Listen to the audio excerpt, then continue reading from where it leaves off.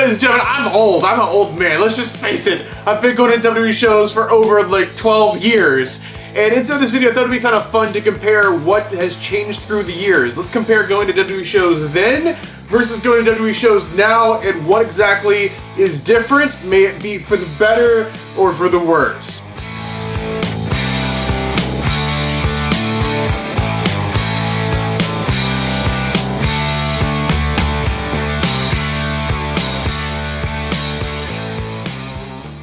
So this video is brought to you guys by SeatGeek. So if you guys are looking for tickets to go to a show yourself, actually, get them through SeatGeek. Use my last name, code Hodge, at checkout. You get $20 off your tickets. First time orders only. If you seek before, make a new account, a new email. You still use the code. Get yourself $20 off for any ticket for any event in town. World. Just use code Hodge, my last name, at your checkout code over on SeatGeek. So I am Brandon Hodge. I am your king of Vlogstyle. Now, why am I the king of Vlogstyle, you may ask? It's because I've been to over 100 WWE shows live, starting all the way back in the year 2012. 2012 was my first WWE show.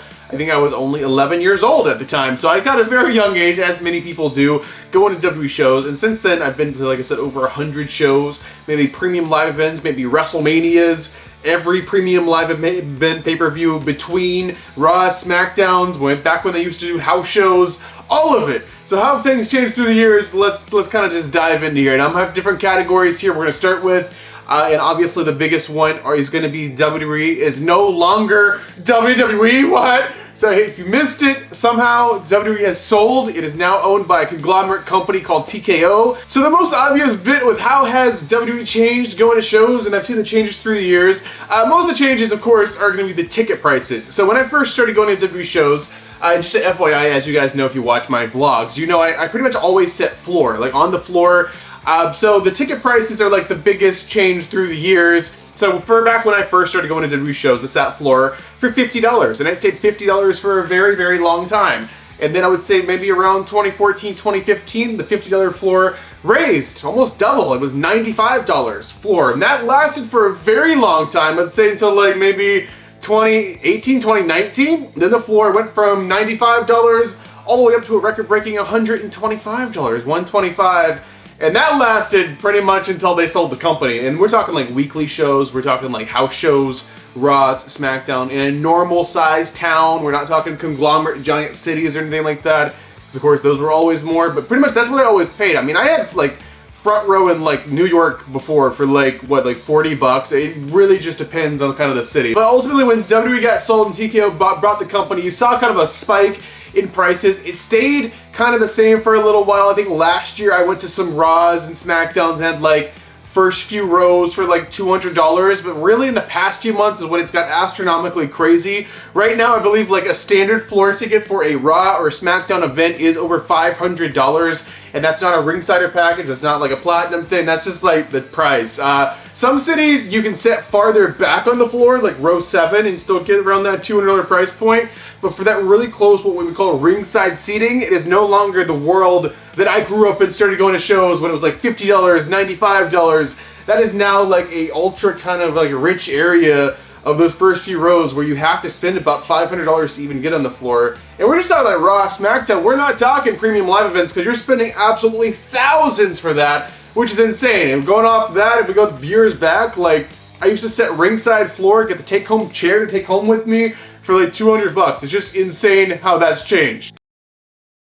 Also changes through the years you're going to see with tickets are not only the pricing, but how they're being sold. So they're being sold only on Ticketmaster now, which has incredibly high fees, which is absolutely insane. They've had many like lawsuits and legal issues over their fees in the past. Also dealing with like ticket bots and people buying up these tickets and reselling them for money. A lot of the tickets now you have to buy from like a reseller because you're not going to get your hands on the actual tickets because it's so hard, either due to pricing or this new whatever they call it, the alternate pricing, or I guess it's called dynamic pricing, where the prices will change based on the demand for the show. What? How do you even do this? It used to be $50 anywhere on the floor, sit anywhere you like, and if you can get it, you can have it. But basically, now it's dynamic pricing. If there's like more people looking at tickets at a given time, the tickets will actually automatically computerized raise the prices up and up and up and up. Like, they didn't used to use Ticketmaster. They used to just use the local arena's website. You just go to the local arena's website or go to the local arena yourself in person or call them up on the phone and be like, hey, I want some tickets for tonight. As far as the production of the shows, they're really, really good now. Triple H is in kind of charge of the whole creative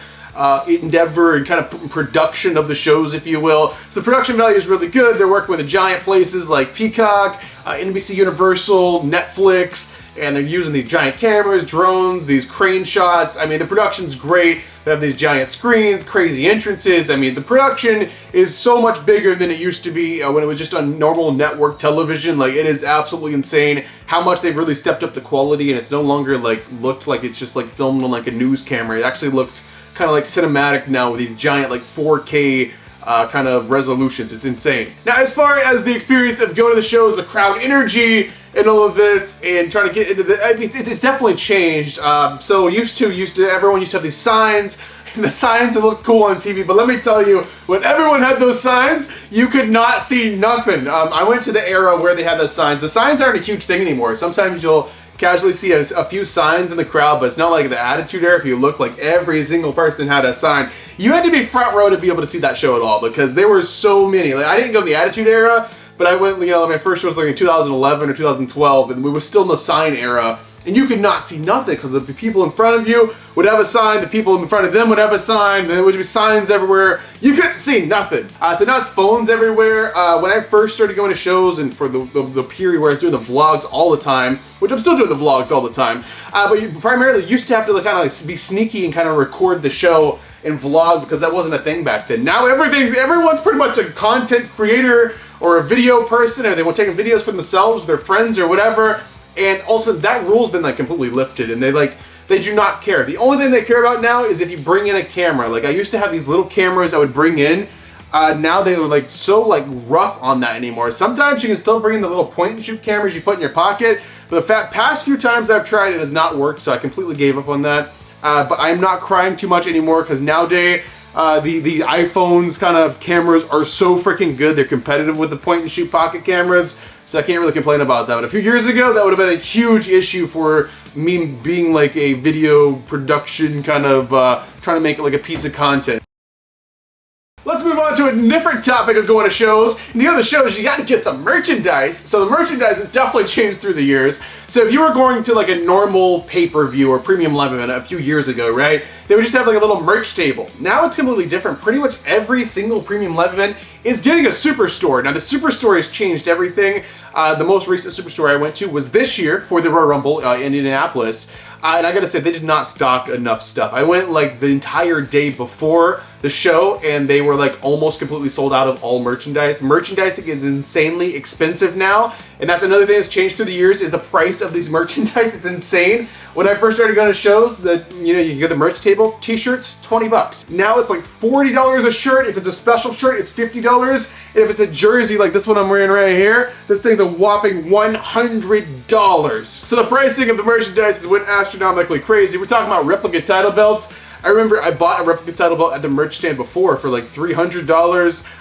Which I actually don't even have that title anymore, because I ended up like getting rid of it to get a different one. But ultimately, they were $300 at the merch stand. Now all these titles are pretty much like $600. I mean, some of them are a little bit cheaper, but ones you see people buying at the shows are like show exclusive ones or like special ones. And everyone is literally buying them. They sell out. It's insane how much dedication these fans are putting in nowadays, and that's something that's changed through the years. Like, if something was too expensive for a wrestling fan before, they would say, I'm not buying that, wait till it goes on sale or something. Now people are just like, I'll do it, I'll find a way to do it, I'll move mountains if I have to have the $600 title. I just gotta have it, and I gotta have it right freaking now. And the biggest change, I think, through the years you're gonna see when you're comparing old WWE to new WWE is just kind of Triple H running things, and that's gonna be the pure, like, credit to all to him, because like it's totally different now. You're seeing different style of wrestling on your TV than you would see a few years ago. It's not just these big muscular men just trying to wrestle. It's kind of like these crazy technical ability wrestlers that you would see, who would typically, you know, if it was run by the old people,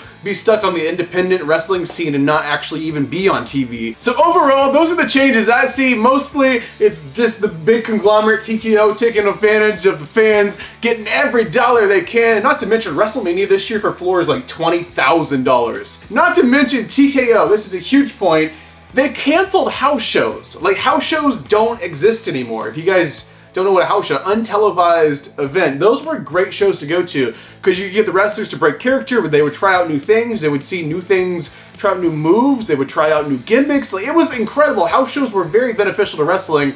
They just don't freaking do them anymore, which is insane. In the world of WWE, that has been a thing for like ever. But yeah, house shows are gone. There's just Raw, SmackDowns, and the premium live events now. And that's kind of freaking it. It's insane how much things have changed through the years. If it's for the better, I don't know, we'll see long term, but I would say the product itself is in very good hands right now. It's a very, very good product, but as far as being a fan, trying to go to shows, and all of that, it's definitely a different thing. You kind of got to make it a huge deal and make it a huge kind of saving up for event. It's not like, for me, like I think the 1 year I went to like 10 or 12 shows or something like that, which is an insane number of shows, but that's just not doable or not even possible in today's kind of pricing standards. But just lower the prices, make it more fun, more attainable, more realistic for fans to actually enjoy your products, go to the show, get the merchandise and stuff like that, and I think WWE will be alright. But yeah, it has definitely changed quite a bit. If you're comparing like when I first started going to shows to how they are now, it's like completely kind of unrecognizable to what it used to be. So you guys have, that's kind of my opinion on how things have changed through the years. Let me know your thoughts in the comment section down below. I'm Brandon Hodge, your king of vlog style, and I'll be seeing you guys in the next video.